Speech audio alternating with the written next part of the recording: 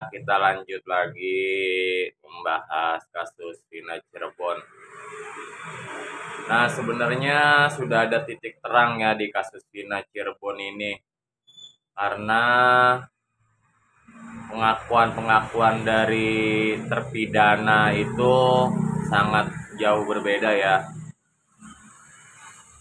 Dan Bapak Susno Duaji itu bilang kemarin itu terpidana kasus Vina Cirebon ini bisa bebas ya. Kenapa Bapak Susno Duaji itu bisa mengatakan bisa bebas? Yang pertama dari keterangan saksi yang bernama Suroto itu bilang eh, yang menolong Vina pertama kali. Nah, jadi rekonstruksi pada tahun 2016 yang lalu dan prarekonstruksi yang kemarin itu tempatnya jauh berbeda ya. Nah, jadi di situ teman-teman bisa berpikir.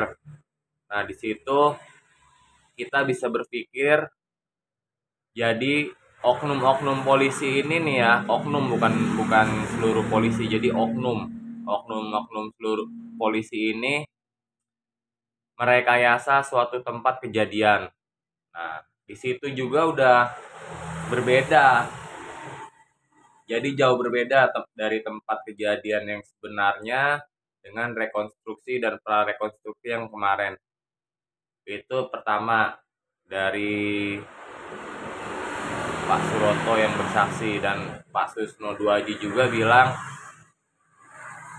kasus Vina Cirebon yang terpidana ini bisa bebas. Kalau menurut saya ya, kalau emang pengadilan benar-benar adil dan seadil-adilnya ya, emang harus bebas karena rekonstruksinya berbeda banget dari tempat kejadian awal penemuan mayat almarhum Vina dan almarhum Eki itu jauh berbeda. Dan yang kedua, dari keterangan Ferry itu ya, dari keterangan Ferry itu ya, dia mengenal yang sering nongkrong-nongkrong itu memang kuli bangunan. Kuli bangunan. Ya jadi Bang Ferry yang kemarin bersaksi membantah keterangan Aep ya, saya juga membantah dari keterangan Aep itu. Jadi secara logika itu nggak masuk di akal. Nah, itu ada 3 orang di situ yang dia emang kenal, maksudnya dia kenal wajah doang, tidak kenal nama, itu emang bekerja sebagai kuli bangunan di situ.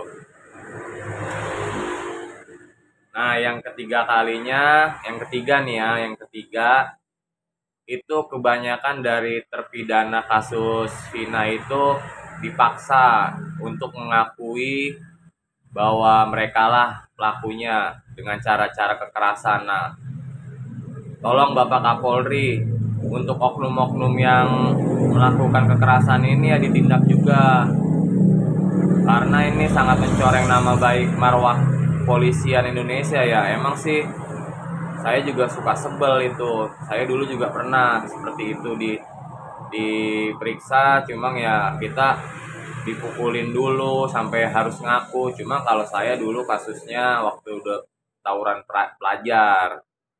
Nah, jadi saya disuruh mengakui bahwa samurai gitu kan, tapi saya maksudnya berpegang prinsip bahwa samurai itu bukan punya saya. Nah, akhirnya ya alhamdulillah bebas karena emang saya nggak membawa itu ya kan. Jadi ya tolonglah untuk oknum-oknum polisi janganlah dengan pakai cara kekerasan, karena kan kita ini bukannya zaman penjajahan toh. Jangan suka gitu dengan seragam bapak sewenang-wenang dengan rakyat kecil. Tolonglah Bapak Kapolri usut tuntas nih oknum-oknum yang bermasalah seperti ini. Nah, juga kemarin kan ada yang tidak mengakui ya, itu dari kakaknya Eka Sandi tuh. Dari kakaknya Eka Sandi dia sampai ditembakkan peluru karet itu di kepalanya. Dia 1 bulan itu sampai baru sembuh ya dari pusing-pusing ya gitu. Jadi sampai ditembakkan peluru karet itu kan sangat ini ya, biadab banget itu. Kan peluru itu kan gunanya untuk apa sih? Untuk membasmi teroris, bukannya untuk membasmi rakyat-rakyat kecil. Ya, tolonglah untuk menelusuri suatu perkara, untuk menyelidiki seseorang itu nggak usah menggunakan pakai kekerasan gitu. Kita kan bisa tahu dari gestur-gestur tubuhnya gitu kan. Kan bapak-bapak polisi sebelum menjadi polisi juga ya, sewaktu di sekolah kepolisian itu kan juga diajarkan kan tentang agama gitu kan, gimana kalau menzolimi orang lain itu pasti suatu saat Allah itu akan murka. Ya, jadi balasannya itu Allah itu ya, Tuhan itu ya, ya di dunia dan di akhirat. Nah, itu eh, wajib didengar tuh. Jangan sampai ini tuh, dunia akhirat pasti ada pembalasannya. Nah, ini makanya Allah ini menunjuk tangan-tangannya dia gitu kan. Seperti Bapak Suroto gitu kan. Muncul lagi kesaksian dari Liga Akbar ya kan. Karena waktu itu memang mungkin mereka ini takut dan dipaksa. Jadi skenario ini emang udah direncanakan. Nah, sekarang kan berbeda banget kan dari keterangannya Liga Akbar ini. Nah, terusnya juga kita lihatlah yang cuap-cuap seperti Bu Widya. Mungkin Bu Widya ini lebih tahu alur ceritanya mau kemana gitu. Tolong media-media TV nasional tuh Bu Widya itu harus dihadirkan kalau memang ada acara debat ataupun bagaimana ataupun diskusi di acara-acara TV nasional, itu tolong Bu Widya itu dihadirkan karena Bu Widya ini tahu segalanya gitu. Dan ada juga kan yang merasa panik kan dengan cuap-cuapnya Bu Widya ini kan, banyak yang merasa panik. Nah, jadi ya sebenarnya nggak usah panik juga kalau kita nggak melakukan gitu toh. Nah, tolonglah Bapak Kapolri yang terhormat, karena saya tahu Bapak Listio Sigit ini orang bersih ya. Mudah-mudahan Pak Listio Sigit ini bisa membela kebenaran, keadilan seluruh rakyat Indonesia. Jadi ini marwah kepolisian ini diuji. Nah, karena kita kalau kita dengar dari cuap-cuap Bu Widya ini emang sangat ngeri ya. Jadi kasus Vina Cirebon ini bukan latar belakangnya bukan percintaan. Iya, beda lagi. Jadi di belakang-belakang layar ini. Nah, jadi tolonglah untuk Mabes Polri itu dan Bapak Listio Sigit harus berani bertindak benar ya. Karena kebenaran itu memang pahit. Kebenaran itu memang pahit. Cuma Allah itu pasti akan membela orang-orang yang benar ya. Allah itu pasti akan membela orang-orang yang benar.